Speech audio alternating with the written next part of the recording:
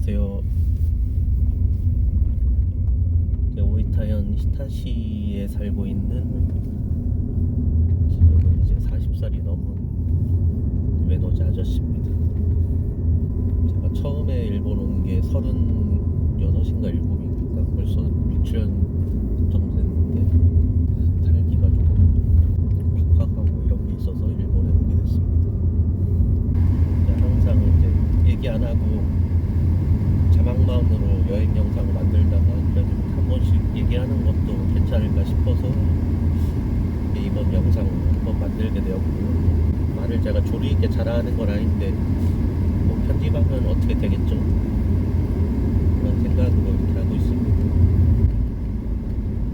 오이타현 시타시라고 하는 인구 6만도 안 되는 작은 소도시에 살고 있고요. 그리고 시타 시내도 아니고 거기도 이제 아마가세라고 하는 아마가세 맛집에서 더 작은 지역에 살고 있습니다. 그리고 한 열흘 전쯤에 이쪽에 이제 쿠마모토에 또 지진이 한 번 있어서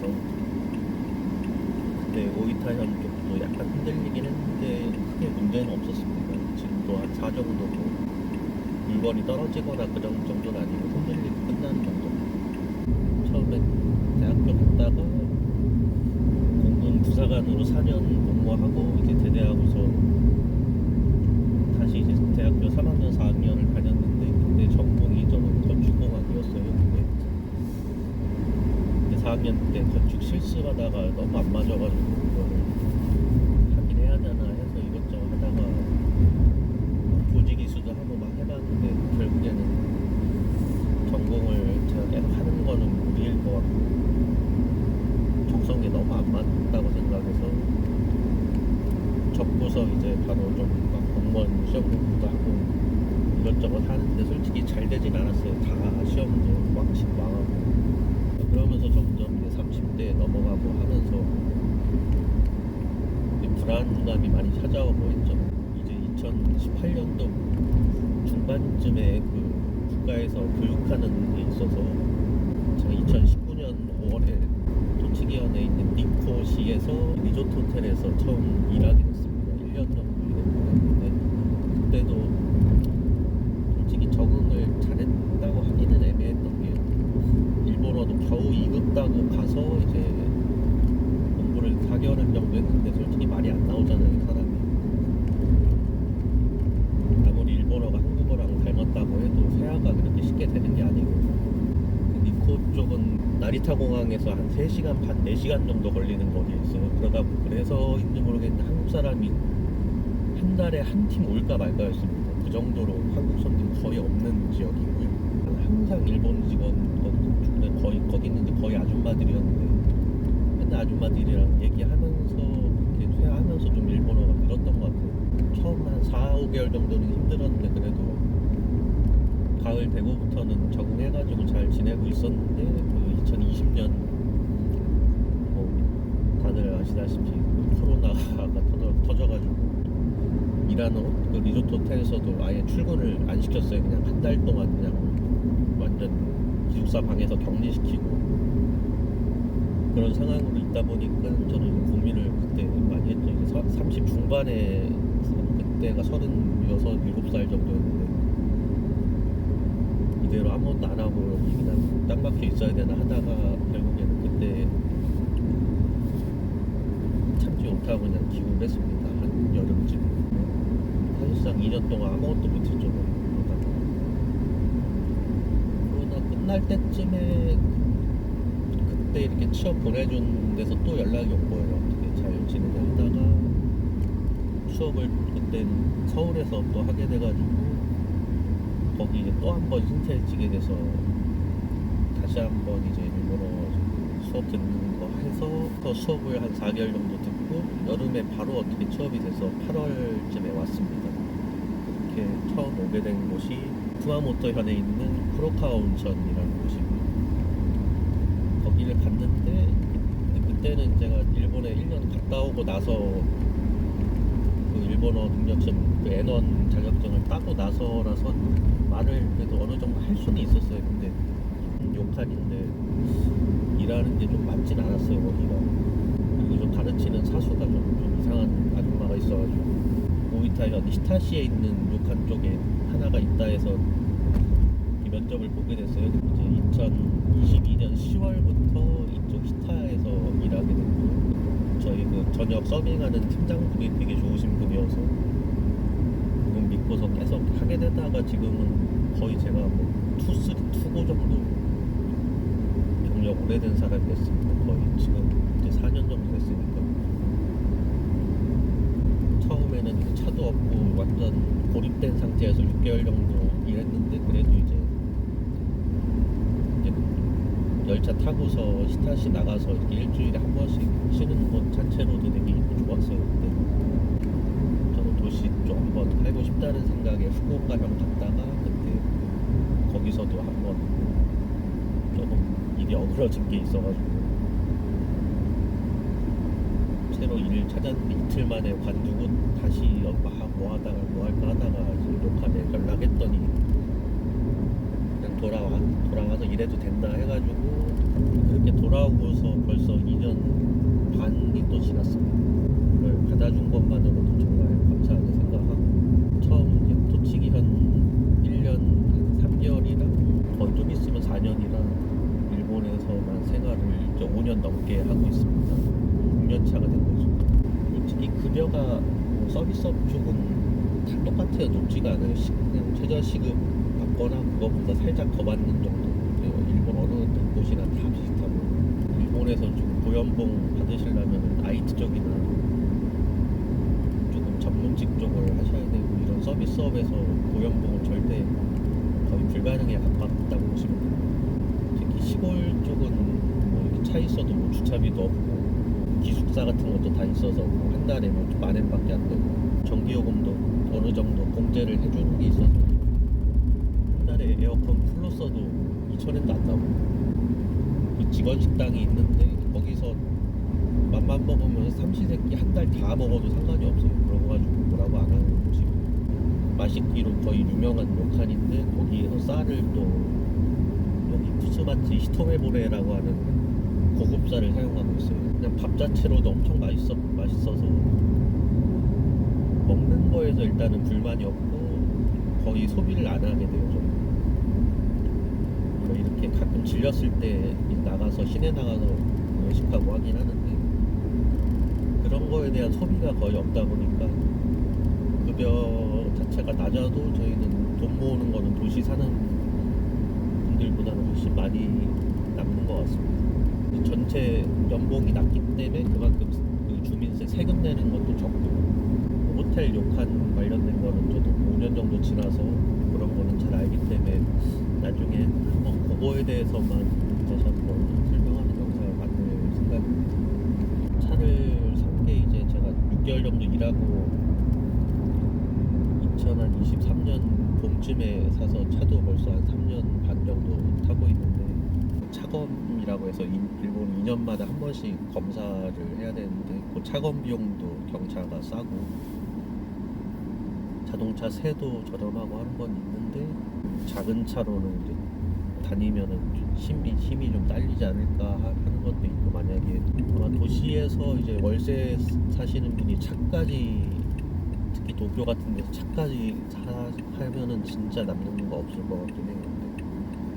근데 제가 원체 여행 다니는 거 좋아해가지고 차 산 뒤로서 이제 그 유튜브 여행 영상만 거의 200개 가까이 만들었는데 영상 올리는 것도 좋고 여행 가끔씩 다니는 것도 좋은 것 같습니다. 여름 최고 기온 그런 뉴스 기사가 나오면 항상 히타가 있습니다. 그 정도로 큐슈 안에서는 거의 가장 더운 동네 중에 하나고요. 그 여행 영상에서도 이제 자막으로 자주 얘기하는 게 운전하는 게 특히 이런 소도시는 정말 편하고 이렇게 비보 신호 맞춰서 여유롭게 기다리다가 다니면 됩니다. 스시로 이렇게 왔습니다.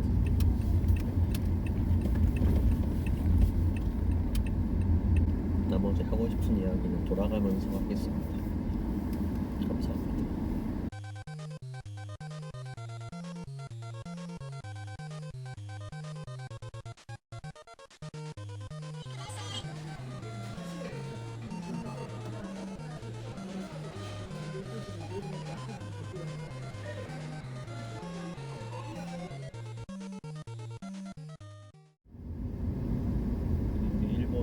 도도부현이라고 해서 이제 총 47개 이제 행정구역이 있는데 큐슈에 오기 전에는 이제 막 절반 정도밖에 못 갔었는데 여기 오고 3년 만에 그 나머지를 거의 다 다니게 돼서 이제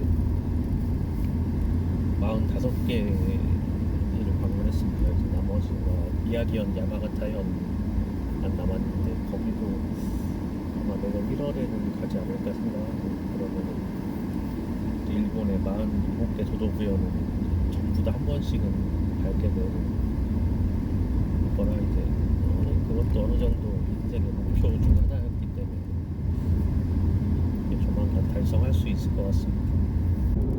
큐슈에 온 지도 이제 4년쯤 돼서 이제 고향처럼 되고, 여행도 큐슈 와서 웬만한 데는 다 가봤고 많이 다녀봐가지고 큐슈에 대해서 조금 얘기하면은, 큐슈는 현마다 공항이 전부 다 있어요. 하나씩. 후쿠오카 현 같은 경우는 키타 큐슈까지 2개가 있는데 그게 다 인천이랑 다 대부분 노선이 있는 걸로 알고 있고, 그래서 그 현에 맞춰서 이렇게 입국하기는 좋은 것 같습니다. 물론 거의 후쿠오카 공항의 몰빵이긴 한데 노선 자체가 타 지역 좀 더 후쿠오카에서 먼 가고시마나 미야자키 같은 경우는 그쪽 공항 이용해서 그쪽 여행하시는 것도 좋을 것 같고, 큐슈 지역의 가장 큰 장점이라고 하면 이제 최근에 이슈된 이제 곰 얘기가 많은데, 큐슈는 2000년대 초반에 완전 멸종됐다고. 그래서 등산 같은 거 좋아하시는 분은 곰이 걱정되시면 큐슈 쪽으로 오시면은, 물론 큐슈라고 해서 다른 동물이 없는 건 아니고 멧돼지 사슴 같은 거는 뭐 여기도 수시로 나오기 때문에 멧돼지만 특히 조심하시면은 다른 거는 뭐 일단 곰이라는 가장 무서운 존재가 없기 때문에. 일단 오이타 현만에도 굉장히 유명한 폭포들이 6개 정도 있습니다. 폭포 같은데 자연경관 구경하기는 상당히 좋고, 온천 여행 좋아하시면 특히 이제 가족 여행으로 생각하시면 도쿄, 오사카보다는 저는 큐슈 쪽이 훨씬 좋다고 생각합니다. 사람마다 기준이 다르다 보니까 기타 큐슈도 막 소도시라 그러시는 분들도 계시는데 진짜 무슨 생각인지 모르겠는데, 인구가 100만 가까이 되는 도시를 무슨 소도시라 그러지 않고, 또 히로시마도 자기는 소도시로 알고 가는데 그 인구가 100만이고 4시 되니까 차 막혀서 다니지도 못할 정도로 그런 허위 정보를 가르치는 사람들, 어르신이나 가족분들 모시고 올 때는 저는 큐슈가 가장 좋다고 생각합니다.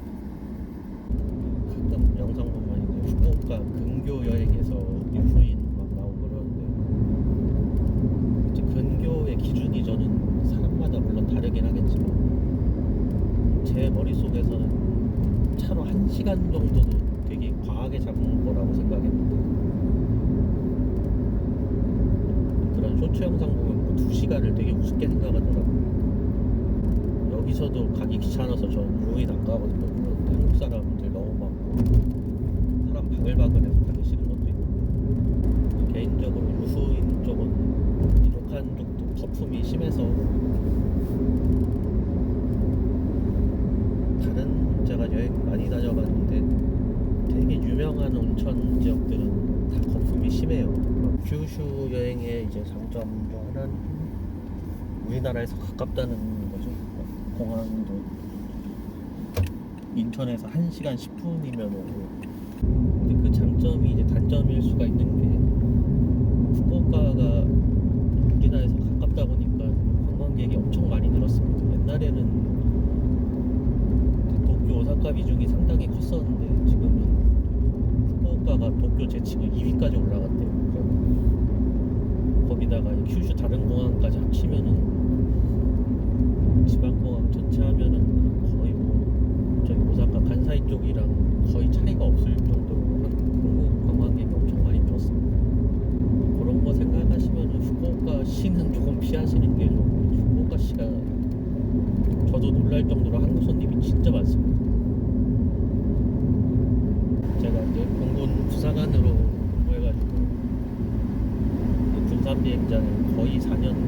있었는데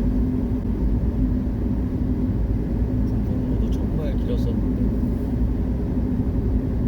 여기 북한에서 그 정도 기간을 제가 있으면 일하는 기간이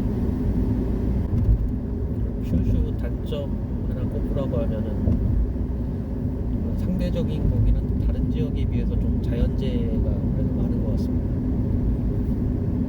딱 요 동네에도 6년 전에 수해 입었던 적도 있고 여름에 비가 진짜 많이 오고 일주일에 한 5, 6일은 비 온다고 생각하실 정도로 비가 많이 옵니다.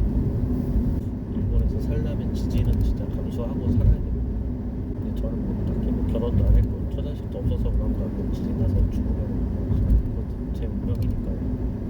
저는 이제 여행 여기 살면서 여행 다니는 거를 낙으로 하고 사는 것 같습니다. 뭐 나이도 나이인지라고 사귀기 좀 애매한 나이도 되고 뭐 영상 보시는 분들이 거의 없긴 한데 이제 혹시 궁금하신 거나 있으면은 댓글에 남겨주시면은 그 다음 영상에서 그런 부분도 얘기해보는 걸로 하겠습니다. 돌아왔고 이제 뭘로 이야기는 마치겠습니다. 감사합니다.